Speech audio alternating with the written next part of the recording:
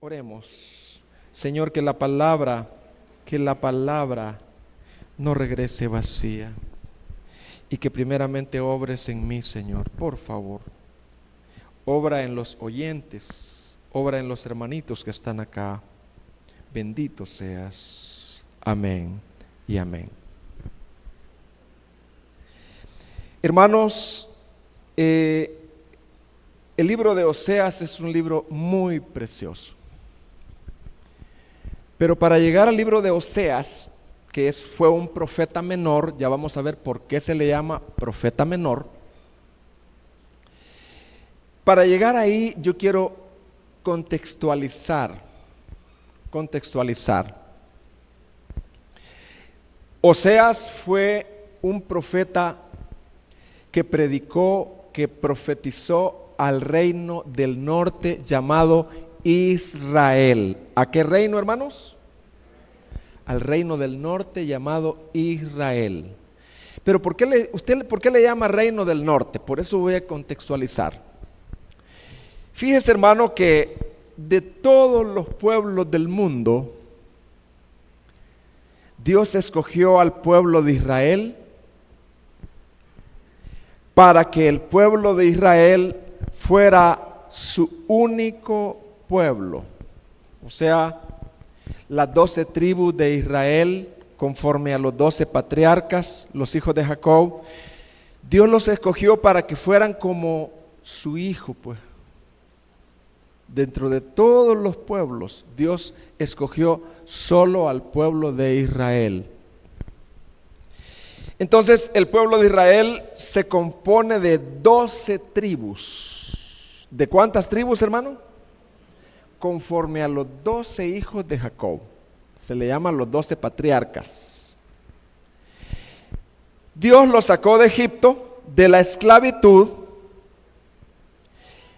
Les enseñó la ley en el desierto, en el monte Sinaí, así como un padre enseña a su hijo las reglas de la casa,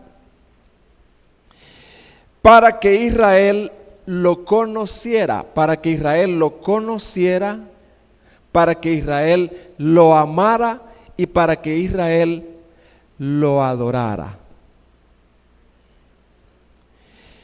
Dios hizo un pacto con ellos, que Él sería su único Dios, que no tendrían otros dioses. Dios no es adúltero. Y que ellos serían su único pueblo, que Dios sería fiel y ellos también serían fiel a Dios, guardando la ley. Ellos serían distintas a las demás naciones. Israel, por su corazón corrompido, rompió el pacto, desobedeciendo a Dios, yéndose tras la idolatría, prostituyéndose. Israel y sus reyes. Entonces Dios permitió que Israel se dividiera. Salomón tuvo un hijo que se llamaba Roboam. En el tiempo de Roboam, Israel se dividió. Y se dividió en dos reinos. El reino del sur, que fueron los descendientes de David, 2 tribus que siguieron a David, a la descendencia de David, que son Judá y Benjamín, y las 12 tribus del norte, que son el reino del norte. Entonces está el reino del sur y el reino del norte, que también se le llamó Efraín. Oseas fue llamado como profeta menor. ¿A qué reino, hermano? A ver si ponen atención. Al reino del norte, que se le llama Israel, pero que también se le llama en la Biblia Efraín. Entonces repasemos, hermanos. Oseas fue llamado a predicar ¿a qué reino, hermanos? Al reino del norte, llamado Israel, pero que también se le puede llamar Efraín. Ahí fue llamado Oseas. Hay algunos profetas que se le llama profetas mayores y profetas menores. ¿Por qué se les llama profetas mayores? No porque eran mayor en rango, sino porque la literatura que escribieron era más extensa. Por ejemplo, Ezequiel, Daniel, Jeremías eran profetas mayores, pero Oseas era un profeta menor porque él tiene poca literatura, pocos libros. Entonces, hermanos, hoy vamos a iniciar con los 12 profetas menores. Hoy iniciamos con Oseas.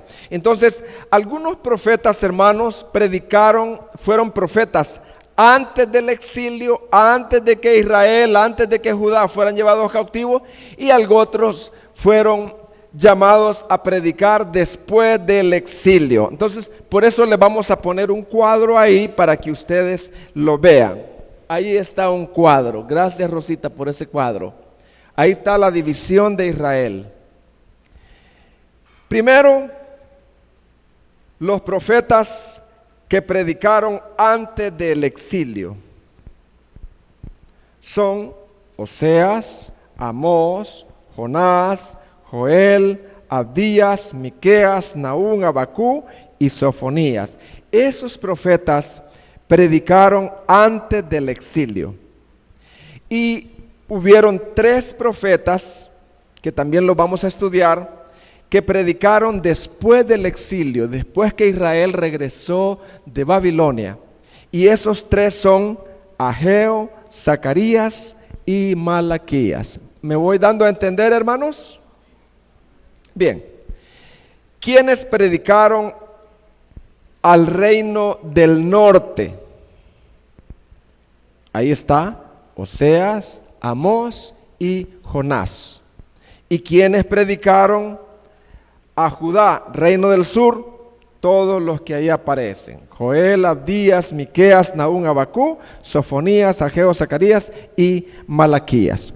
Entonces, pareciera que lo que yo estoy dando es bien seco, es bien insípido, pero no, estoy dando como una estructura, algo para que nosotros podamos entender, para cuando ustedes estudien este libro, lo disfruten. Ahora bien, ¿cuál es la estructura, la división del libro? La división del libro. Generalmente, el libro se divide en 2 partes.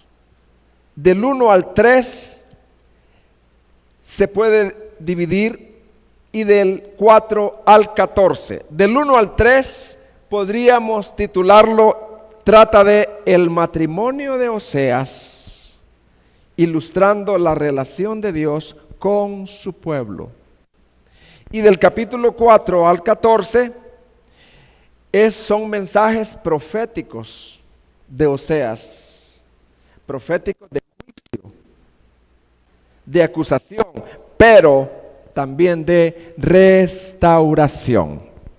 Así que, hermanos, vamos a iniciar el estudio de este libro y vamos a preguntarnos: ¿quién era Oseas?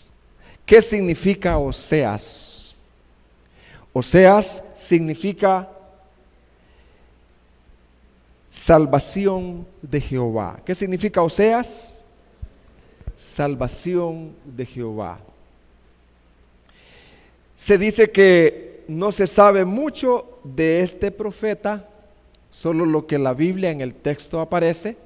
Quizás el Espíritu Santo quiso que no supiéramos mucho de él, que nos concentráramos en el mensaje de él. Entonces, pero vamos a decir algunas cosas, y es que Oseas, el ministerio de él duró más o menos 25 años. ¿Verdad? El mensaje de él estaba dirigido, ya lo dijimos, al reino del norte.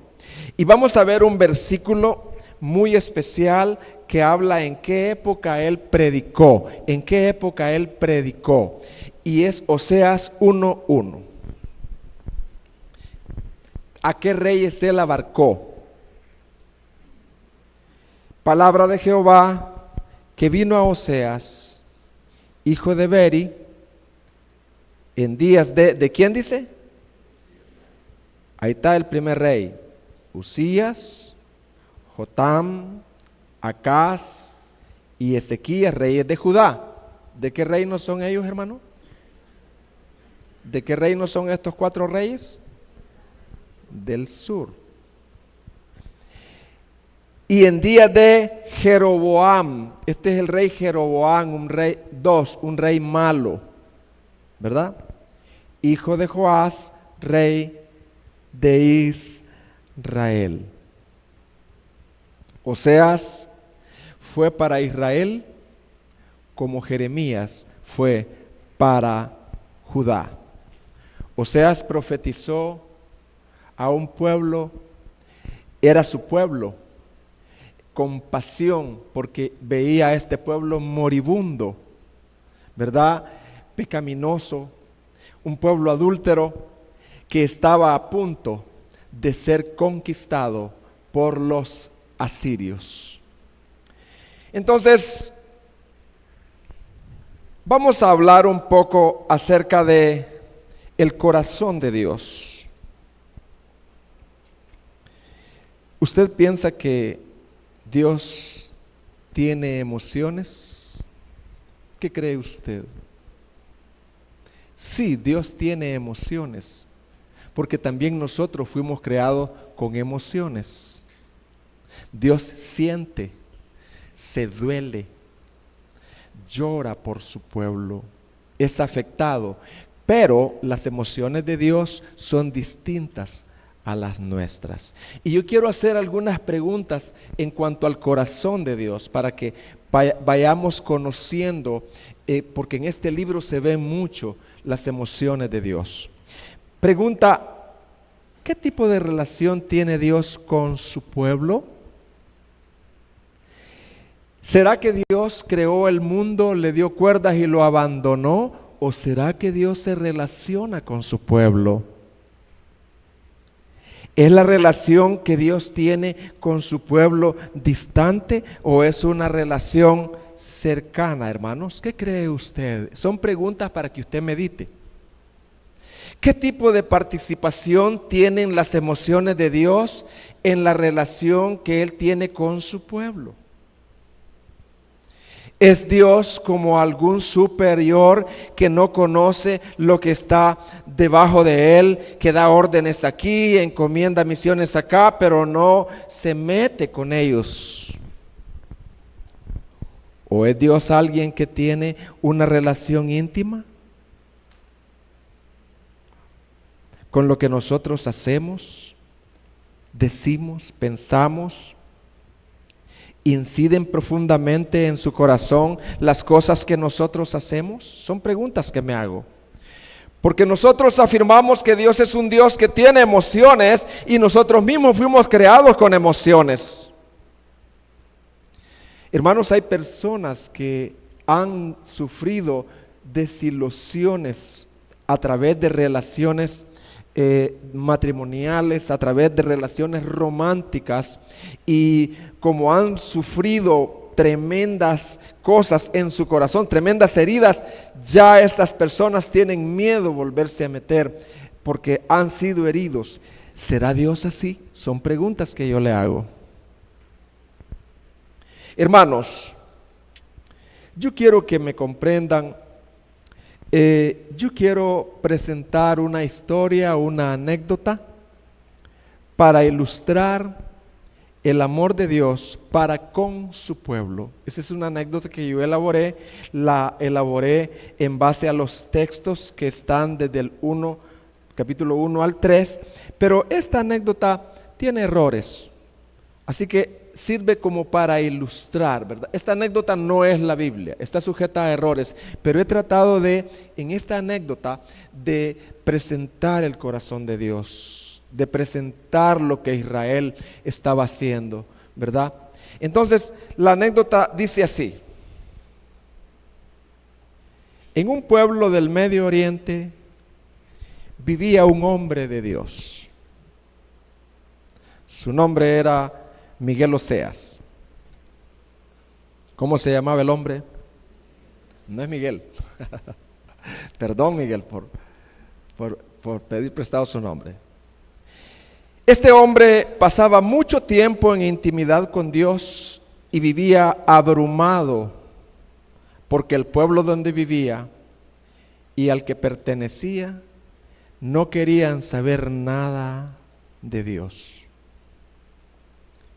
Vivían alejados de Dios, vivían para sus vicios, para su idolatría, para sus placeres. El problema fundamental de este pueblo y de esta comunidad es que no conocían quién era Dios y cómo era el amor de Dios para con ellos, cuánto Dios los amaba a ellos. Y para que ellos lo conocieran y se volvieran, se necesitaba un verdadero milagro. ¿Qué se necesitaba, hermanos? Un milagrazo, hermano. Solo Dios podía hacerlo. Un día este hombre de Dios, abrumado, llorando en su presencia, le suplicó a Dios que si de alguna manera Dios quería usarlo como instrumento, con tal que el pueblo conociera el gran amor de Dios, Miguel Oseas estaba dispuesto a hacer lo que Dios le dijera, cualquier cosa, con tal de que ellos llegasen a conocerle y volverse a él. Dios oyó la oración de Miguel Oseas. Una noche, mientras este hombre oraba, Miguel Oseas oraba, Dios le habló y le dijo: ve al burdel de la ciudad y cásate con una de las prostitutas. La prostituta se llamaba María Gomer, hija de Diblaim.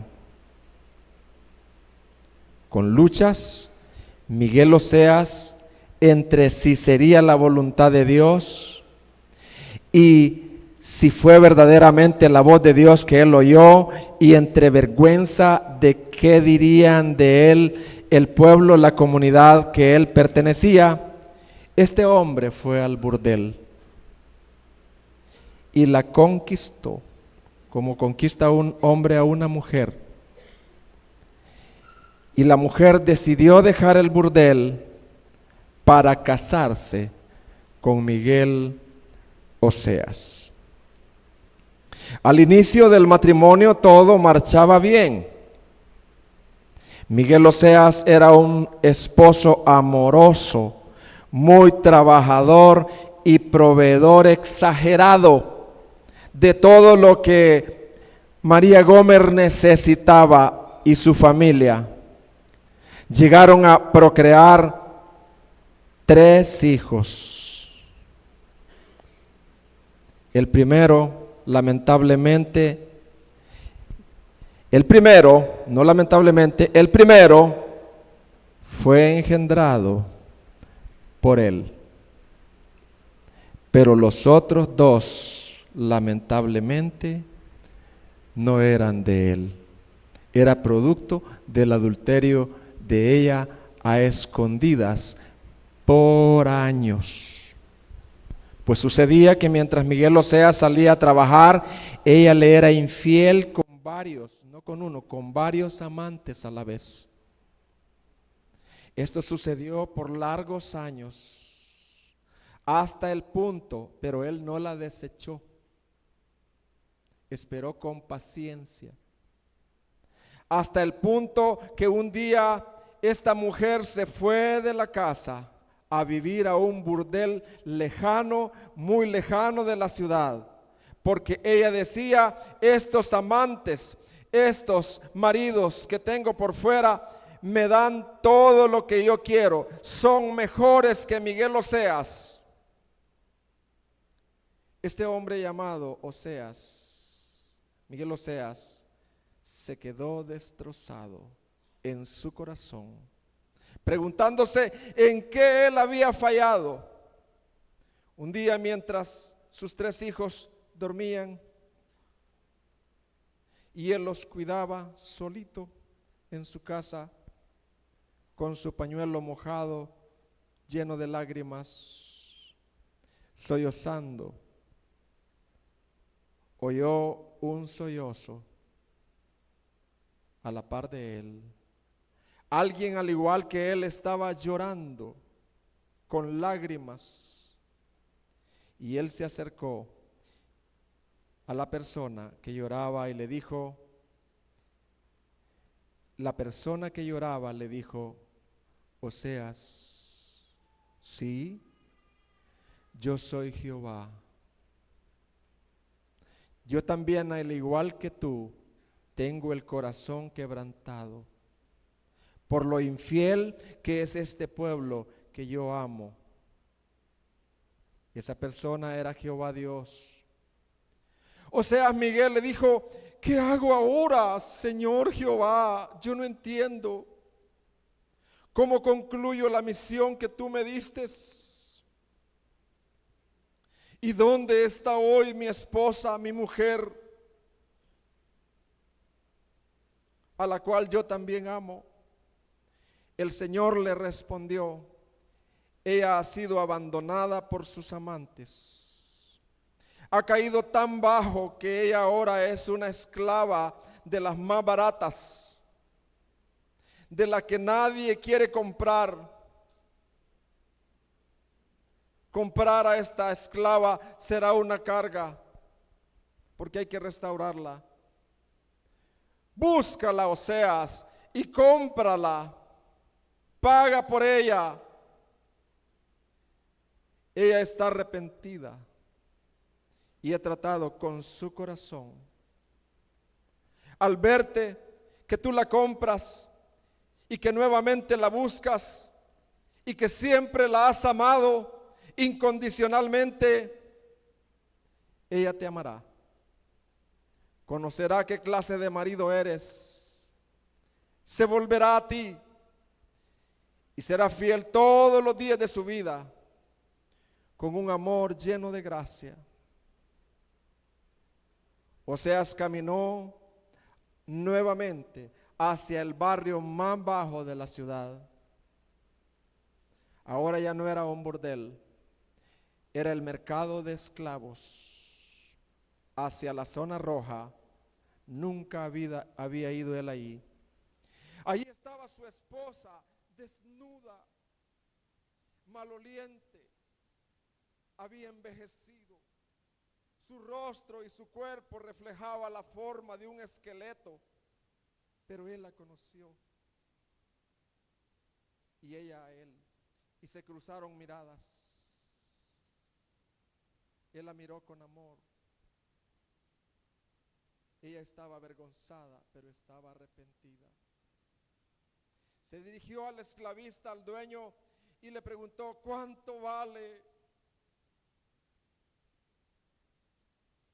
Un esclavo valía $30, pero con el fin de deshacerse de ella, el dueño de los esclavos dijo 15.50 de dólar.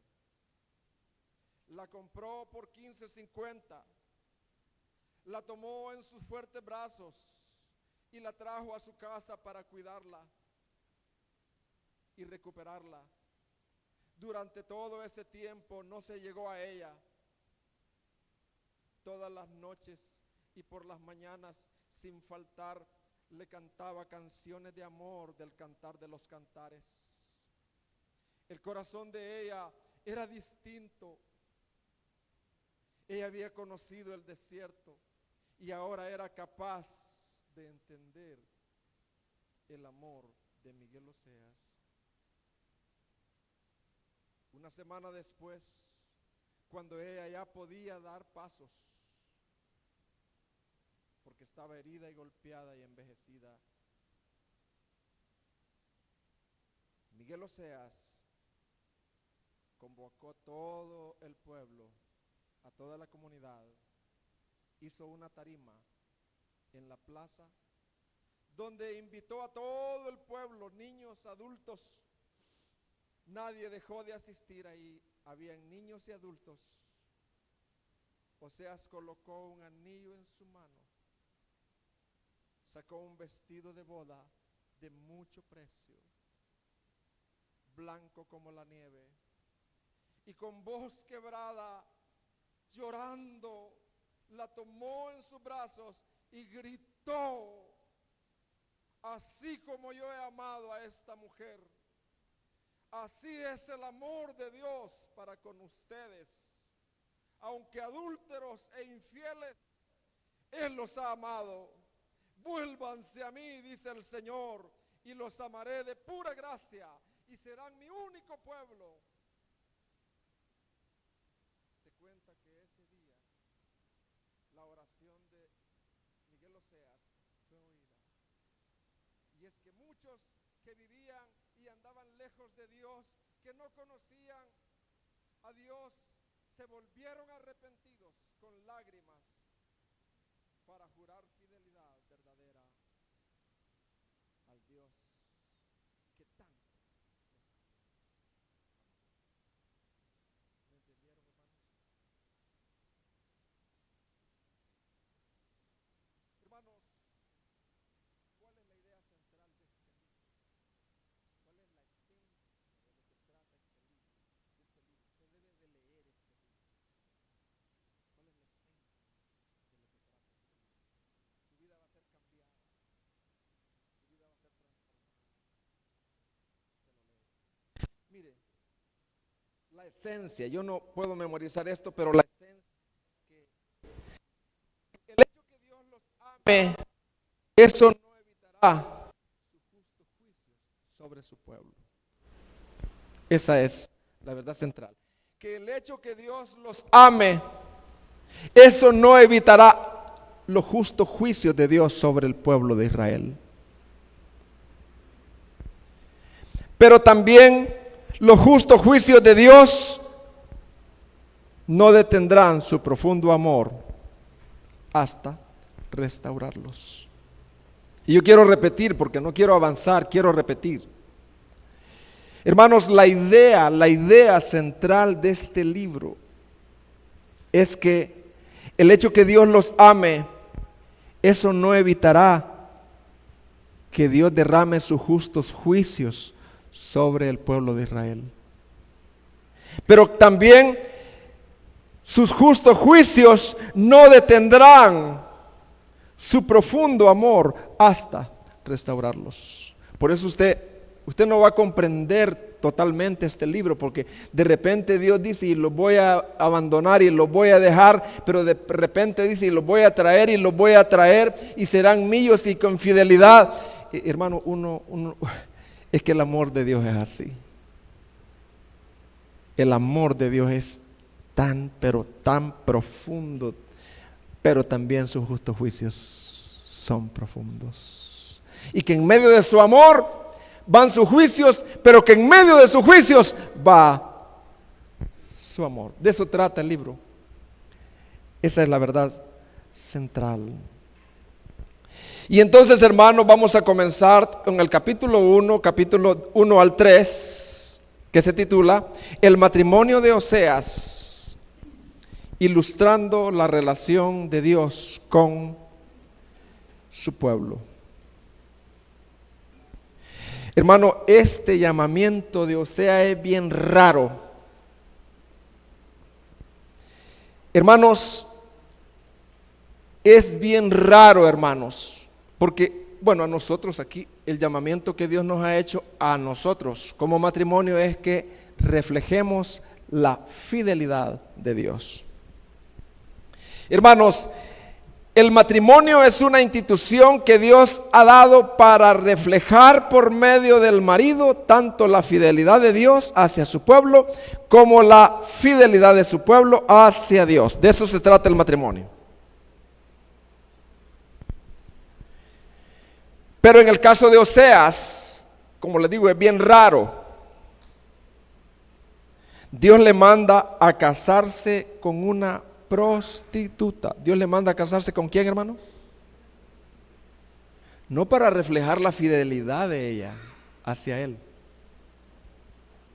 para mostrar al pueblo lo horroroso que es la infidelidad, lo doloroso que es, cómo la infidelidad afecta.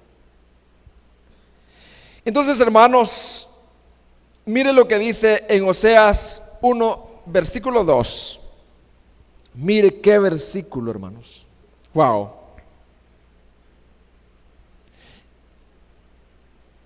Dice, cuando por primera vez el Señor habló por medio de Oseas, el Señor le dijo: anda, toma para ti una mujer ramera y engendra hijos de prostitución. ¿Cómo iban a ser los hijos, hermano? Qué doloroso. Unos iban a ser de él y otros no. Hijos de prostitución. La ramera, Oseas estaba consciente que se estaba casando con una, ¿qué, hermano? Con una ramera, con una prostituta, y que algo podría pasar. Dice, porque la tierra se prostituye gravemente, abandonando al Señor. O sea, tú vas a dramatizarle a este pueblo. Mi amor, mi fidelidad, vas a dramatizar la infidelidad de este pueblo, lo infieles que son.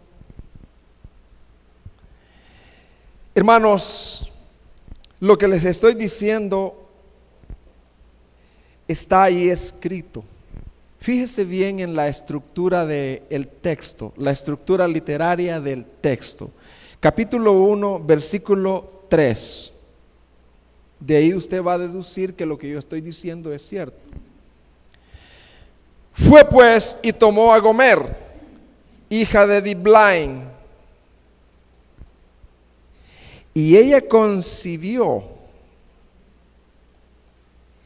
y le dio a luz un hijo. ¿A quién le dio a luz, hermano? A Oseas. O sea, ella concibió, pero concibió de él y le dio a luz. Usted va a ver que esta estructura no se repite en los otros hijos. Solo dice que concibió, pero no se sabe de quién. Pero no dice que le dio a luz a él. Veamos el versículo 6. Ella concibió otra vez. ¿Y qué dice, hermano? Y dio a luz una hija. No dice le dio a luz. ¿Se entiende, hermano? Ese es el tercer hijo. Oseas 1:8.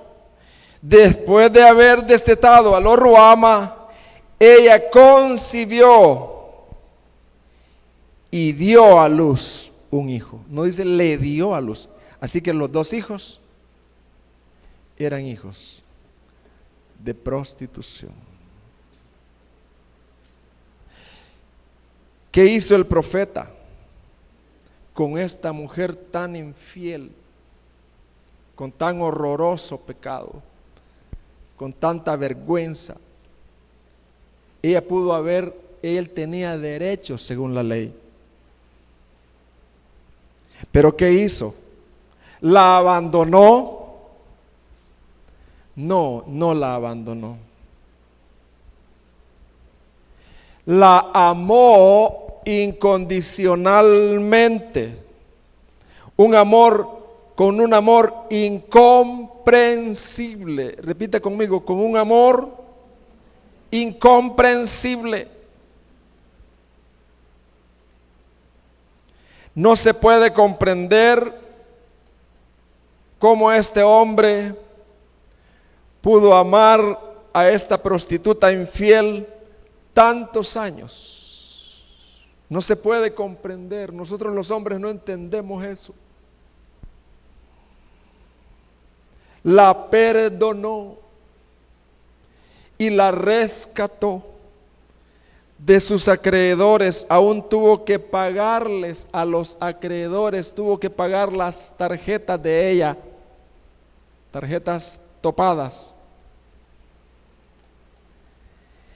Oseas estaba dramatizando en su propio matrimonio lo que siente Dios ante la infidelidad de Israel. Pero también estaba dramatizando cuán profundo, incondicional, grande, sublime es el amor de Dios. Pero a la vez Oseas dramatizó el gozo del perdón de Dios por su pueblo. Mire lo que dice Oseas 3:1. Nuevamente Dios le habla cuando ella se había ido. Y el Señor me dijo: ve otra vez, ama a una mujer amada por otros. Es la misma, hermano, la misma mujer. Ama a una mujer que tiene muchos amantes. Y adúltera. Así como el Señor ama a los hijos de Israel, a pesar de que ellos se vuelven a otros dioses y se deleitan con tortas de pasas. Versículo 2, mire qué hermoso, hermano. La compré pues para mí. La compró para él, hermano. No es que la compró para, ¿verdad? La compró para él. El objetivo era otra vez enamorarla, conquistarla.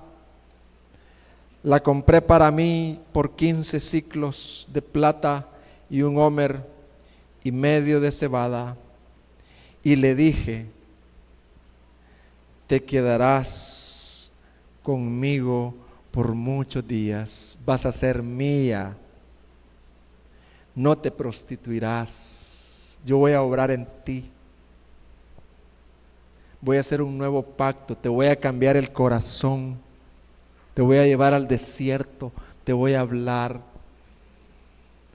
no te prostituirás, ni serás de otro hombre, y yo también seré para ti.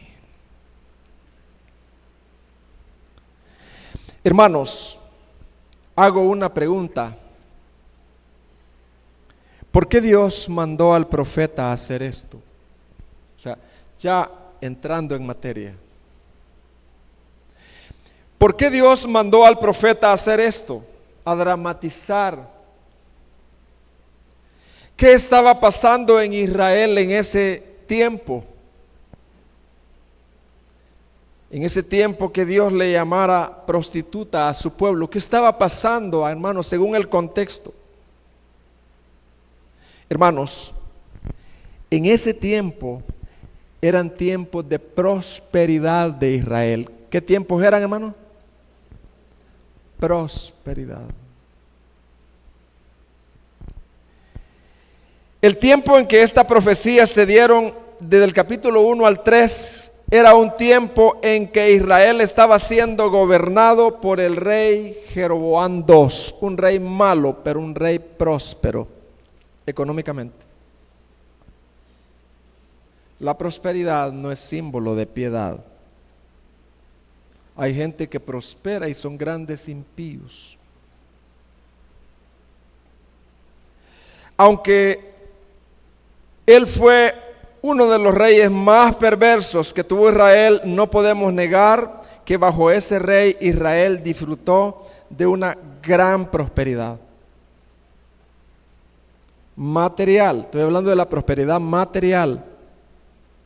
Lana, oro, plata, cultivos, cosechas, prosperidad política, territorial, conquistas. Israel se hizo más fuerte que Asiria, pues. Israel era una potencia. El ejército militar se hizo muy fuerte. La clase rica de terratenientes que controlaba la economía de Israel era próspera. lamentablemente, en esa prosperidad, en medio de esa prosperidad, Israel se olvidó de Dios. ¿Israel qué, hermano? Y se olvidó de la ley de Dios. Ellos comenzaron a pensar, fíjese bien, estaban tan corruptos de corazón.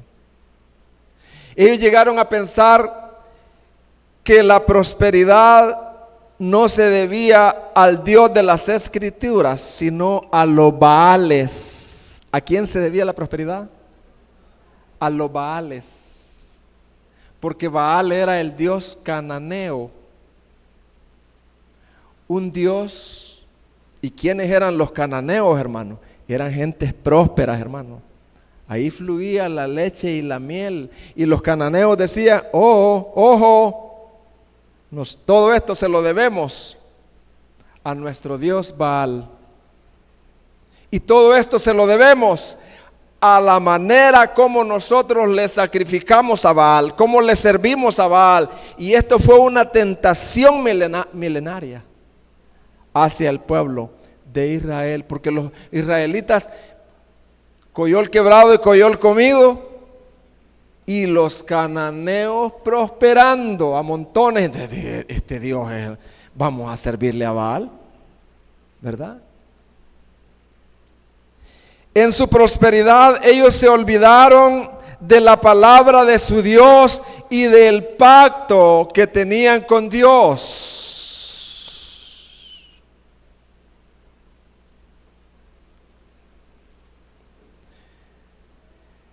Cuando usted tiene un buen trabajo, un buen salario, está seguro, normalmente, y alguien le pregunta qué tal, vieras qué bendecido estoy. Claro, está bendecido.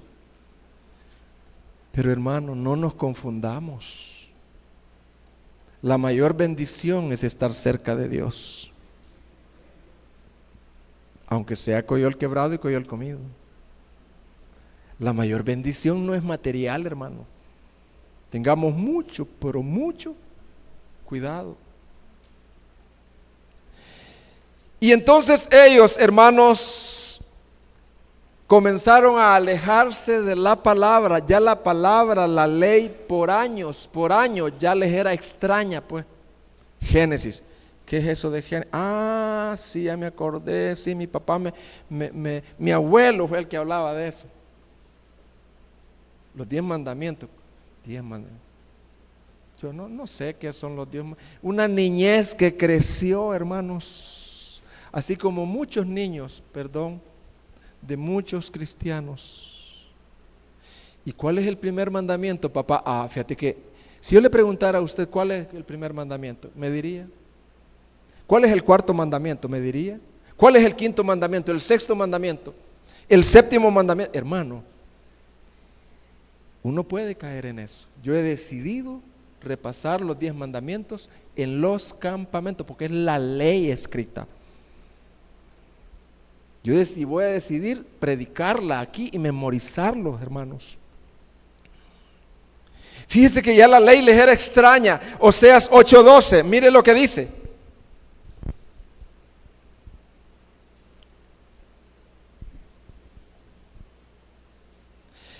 Les escribí las maravillas de mi ley. Mi ley es maravillosa, dice el Señor. Mi ley es preciosa. Les escribí las maravillas de mi ley, la grandeza de mi ley.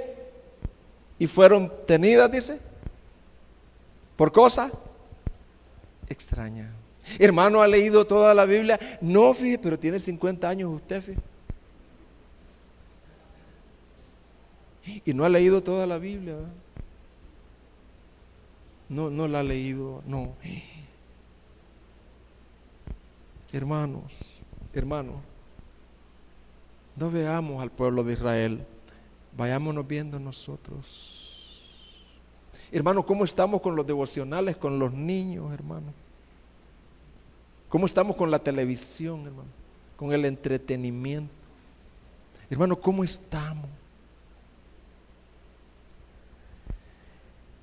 Y comenzaron ellos a glorificar a Baal, el Dios de la fertilidad, y no quisieron glorificar a Dios, al Dios de las Escrituras. Porque si aquí, mientras nosotros comenzamos a buscar a Baal, miren las cabras han aumentado al triple.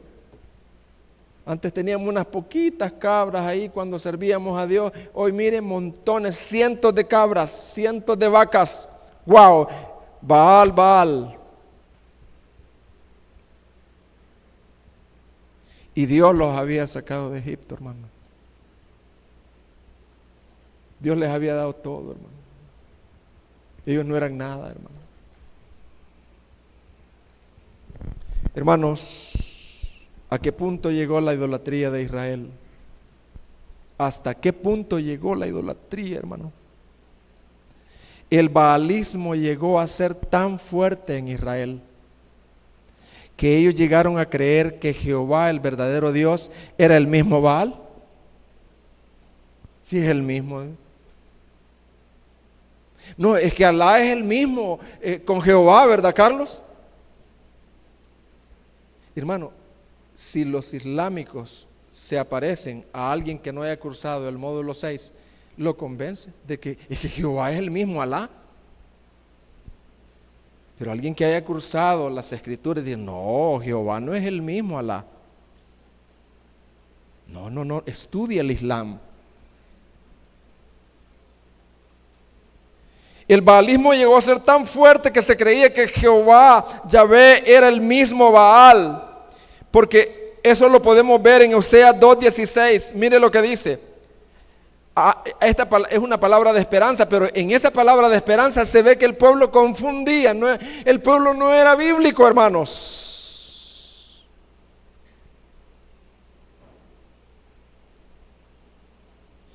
(2:16) En aquel tiempo, en aquel día declara el Señor que me llamarás Isi, no me llamarás Baali.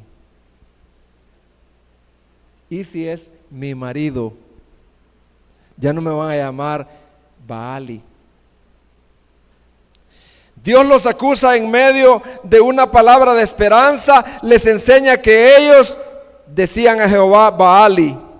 Ellos llegaron a pensar que Jehová y Baal eran dos palabras que expresaban un mismo Dios. Por eso ellos pensaban, alejados de las escrituras, hermano, que Baal era el mismo Jehová. Mezclaron la adoración y comenzaron a practicar la adoración a Baal por medio de cultos sexuales, ya que era el Dios de la fertilidad, de la lluvia, teniendo relaciones con prostitutas y prostitutos en el templo de Baal para mantener apaciguado a Baal y que bendijera sus tierras.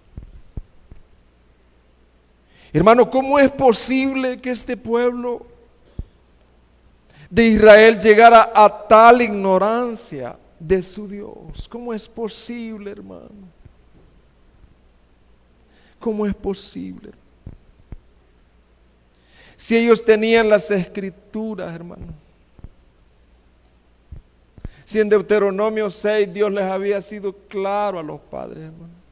Y estas palabras que yo te mando estarán en tu corazón, las repetirás a tus hijos estando por el camino, al acostarte, al levantarte. Hermanos, y los puritanos no nos dan ejemplo que ellos tenían devocionales 3 veces al día, pues con sus familias, con sus hogares. Hoy la televisión ha sustituido todo eso, hermano. No estamos en tiempo de los Baales, hermano, de los Baales modernos. Hoy no hay supervisión, hermano, en qué ven nuestros hijos, con tal de que se entretengan y nos dejen quietos, aunque, hermano, ahí 16 horas al día ellos están siendo formados en una cosmovisión materialista y mundana. Ellos tenían los 10 mandamientos, ellos tenían la ley escrita. ¿Cómo es posible que ellos ignoraban el carácter y la santidad de Dios?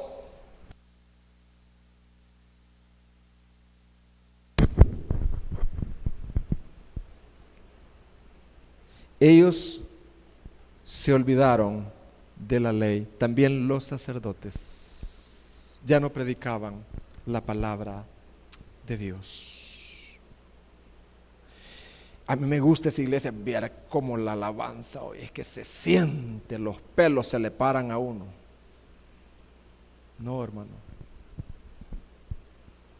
Usted vaya a una iglesia donde la palabra sea el centro, no la alabanza. Es que me queda bien cerquita la iglesia, la cantina le queda bien cerca también. Uno no va a una iglesia porque le queda cerca. Hay hermanos en Estados Unidos que viajan 2 horas para reunirse el domingo. Que esa es la iglesia que Dios bíblica, que Dios les ha ubicado, donde se les será presentado a Jesucristo, a este crucificado, a un Jesucristo santo, pero a un Jesucristo salvador, que muere por el pecador.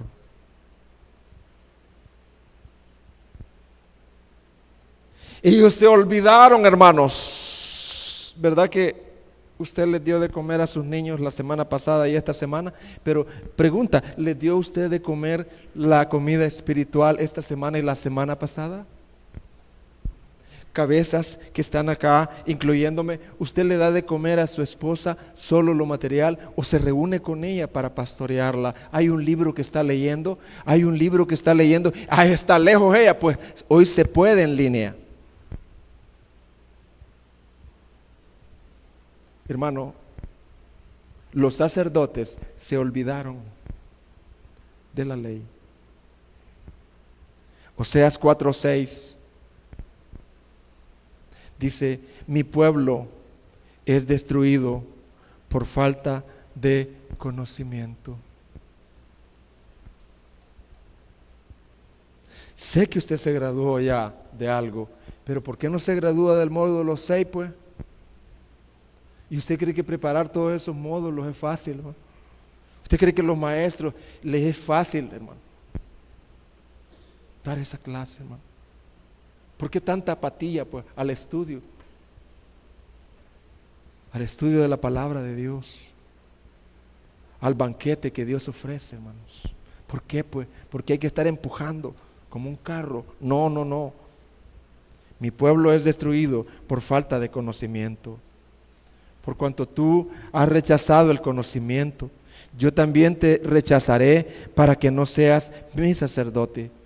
Como has olvidado la ley de tu Dios, yo también me olvidaré de tus hijos.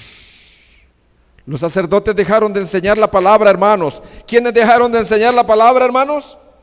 Los sacerdotes, y el pueblo también dejó de buscarla individualmente, ya no exigían la palabra de Dios. Por lo tanto, al abandonar la escritura, ellos abandonaron el conocer a Dios. Al abandonar la escritura, ellos abandonaron el conocer a Dios. Y el abandonar el conocer a Dios, abandonó el conocerse a sí mismo. Y comenzaron a adorar a dioses falsos y a cometer toda clase de pecados sociales, violencia, asesinatos, mentiras, engaños, adulterios, engaños comerciales, robo, adulterio y libertinaje.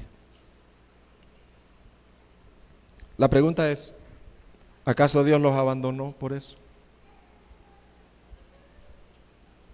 ¿Acaso Dios los abandonó cuando ellos incensaban a Baal? ¿Los mató de un solo como un rayo? No. Por medio del profeta Oseas, Dios advierte: sí, van a sufrir, van a ir a cautiverio, porque mi amor, el hecho de que yo los ame, no significa que no les voy a derramar sus juicios. Pero la verdad central, pero en medio de los juicios, eso no impedirá que yo los vuelva a amar y lo vuelva a traer, porque ustedes son mi esposa, porque así es mi amor. Por medio del profeta Oseas, Dios advierte que sufrirán grandes juicios de exilio por parte de los asirios. Pero a la par de estos anuncios de juicio, Dios presenta en estos primeros 3 capítulos como Dios, el Dios que ama incomprensiblemente a una esposa infiel, a una esposa adúltera, a una esposa prostituta. Dios le llama a Israel una prostituta. Él puede y tiene el derecho de destruirlos, pero Dios es un esposo que ama incomprensiblemente. No podemos comprender el profundo amor de Dios por su pueblo. Y lo que vemos acá es el gran amor de Dios, incomprensible, que les promete en el libro de Oseas. Dios les promete en el libro de Oseas algunas cosas. Dios les promete no abandonarlos, sino atraerlos. ¿Qué les promete Dios, hermano? Dios les promete no abandonarlos, sino atraerlos. Mire lo que dice Oseas 2:14. Qué palabras tan preciosas al conocer el contexto de Oseas. Qué palabras tan hermosas. Oseas 2:14. Por tanto, he aquí, la seduciré. Como dice en la Reina Valera, la atraeré. Y le hablaré y la llevaré al desierto. Y ahí cuando estén cautivos, cuando estén ahí pasando mil y una cosas, ahí les voy a hablar al corazón, porque el metal está listo para oírme. Hermanos, con muchos de nosotros Dios ha sido así, ¿sí o no, hermano? Dios tuvo que emplear la artillería pesada, la aviación, y nos dejó boqueando, porque nosotros, hermanos, éramos, o quizás yo, machos sin dueño, hermano, chúcaro, pero Dios nos derribó, y una vez derribados en el piso, Él nos dijo: te voy a hablar al corazón y te voy a traer con cuerdas de amor. Amén, hermano. ¿Podemos alabar al Señor? ¿Ustedes creen que cuando lean el libro de Oseas lo van a leer solo por leerlo? Léanlo, léanlo y díganle: Señor, dame entendimiento. El libro de Oseas habla de tu incomparable, tu profundo, no hay palabras en español, en la gramática española, no hay palabras inmensurables, no hay incondicional, incomprensible, profundo, es el amor de Dios. Dios les promete otra cosa, y entre todas las cosas que Dios les promete, ¿sabe qué les promete Dios? Les promete a su Hijo amado. ¿A quién les promete? No solo que los va a traer, sino que les va a dar a Cristo, a su Hijo amado, como Rey y Mesías. Wow, Oseas 3:5, ahí está el Evangelio. Dice: pero después los hijos de Israel volverán y buscarán al Señor su Dios. ¿Y a quién dice? A David, su rey. David ya había muerto. ¿A quién se refiere, hermano? A David, al descendiente de David, a Jesucristo. A David su rey. Y acudirán temblorosos al Señor. Vendrán al Señor temblando, diciendo: hemos sido infieles, perdónanos. Tu amor es grande, Señor. Y acudirán temblando al Señor y a su bondad en los últimos días. Aquí está el Evangelio. El Rey Mesías es Jesucristo. ¿Quién es el Rey Mesías, hermano? El descendiente de David, Jesucristo, quien nos ha amado incomprensiblemente. No comprendemos cómo el Señor nos ha amado, hermano. No comprendemos. Él nos ha amado incomprensiblemente, profundamente en la cruz, sin merecerlo. ¿A dónde fue su expresión de amor más grande, hermano? En la cruz. Después de eso hemos sido adoptados por Él como hijos, siendo sus enemigos.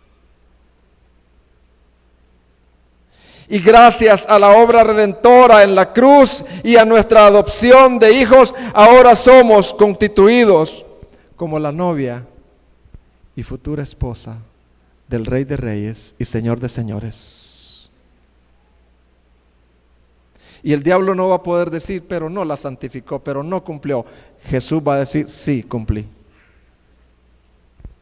Esta mujer anduvo en qué no anduvo, pero yo la traeré con lazos de amor. La conquisté nuevamente. Y todos ustedes, amados, son parte de los conquistados y de las conquistadas.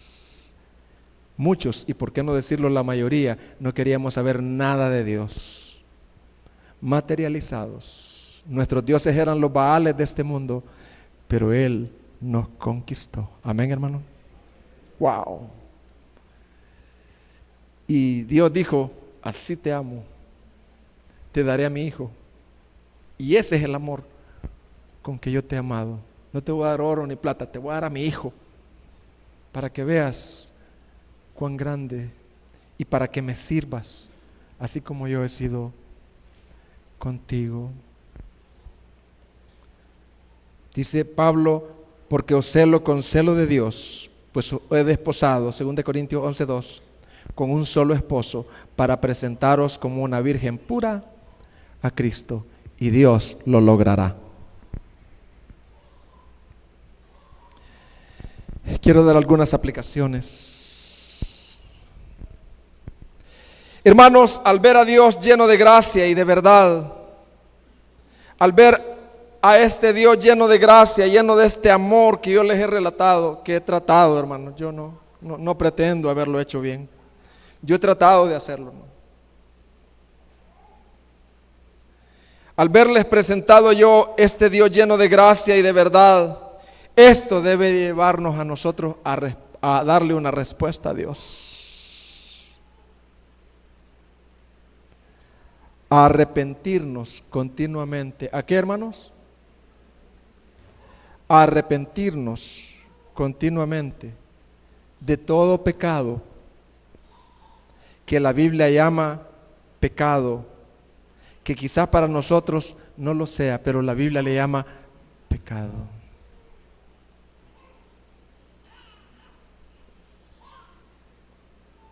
Hacer una iglesia arrepentida, una iglesia que se baña constantemente con la palabra, que se limpia constantemente, no una iglesia llena de costras de 8 años.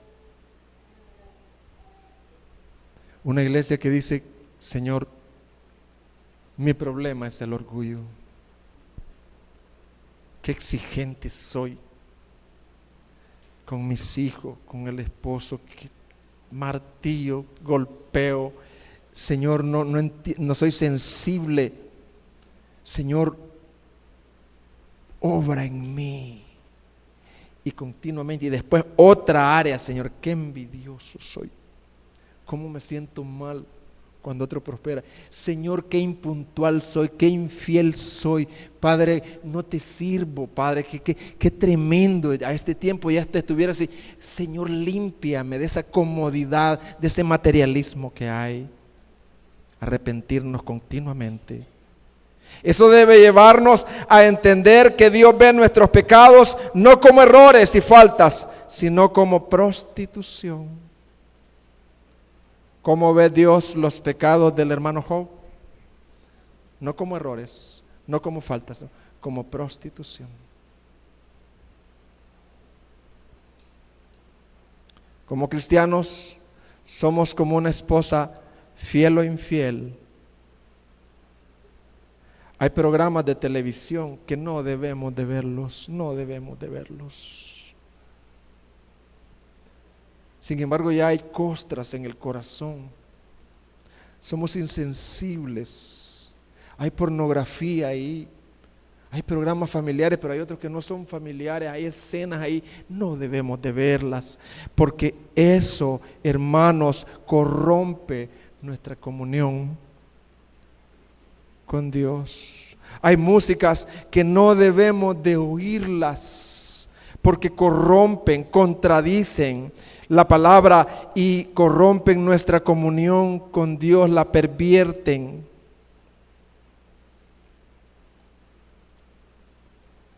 El pecado de no leer, no es que usted no lee la Biblia, no, es un pecado no hacerlo. Es que no es que usted no tiene devocionales con sus hijos, es que es pecado no hacerlo, es un mandato, es un pacto. El pecado de no leer, de no meditar la palabra. ¿Y qué nos creemos pues? Mejores que Dios, que lo que Él dice podemos obviarlo. El pecado de no pastorear a la esposa, el pecado de individualmente y como familia. Hermanos, las cartas de los novios de antes, si la novia no las leía, es que no estaba enamorada o no estaba enamorado.